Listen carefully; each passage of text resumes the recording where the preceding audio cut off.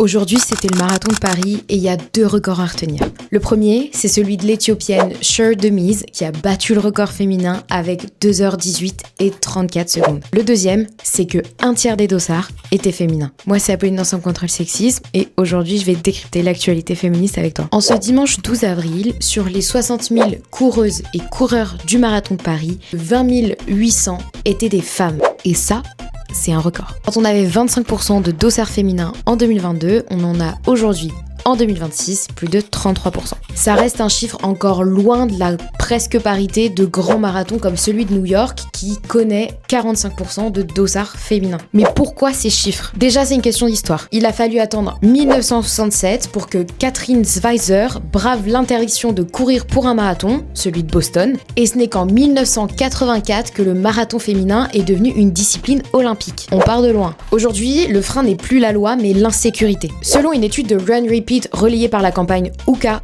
le 8 mars 2026, 45% des femmes subissent du harcèlement en courant. En France, l'Observatoire du running monte même ce chiffre à 58%. Courir devient alors une véritable stratégie d'occupation de l'espace public. Pour beaucoup de femmes, c'est choisir son itinéraire, enlever ses écouteurs, ou courir à plusieurs. On peut alors parler de sexisme dans le running. Mais qu'est-ce que c'est ? Le sexisme dans le running, c'est le fait que la performance d'une femme soit ramenée à son physique ou au fait qu'elle doive justifier sa présence dans l'espace public. Sher Demise a battu un record de vitesse. Mais le record qu'on veut, c'est celui de la liberté de pouvoir courir quand on veut, où on veut et comment on veut. Parce que courir ne devrait jamais être un acte de courage, mais un acte de plaisir.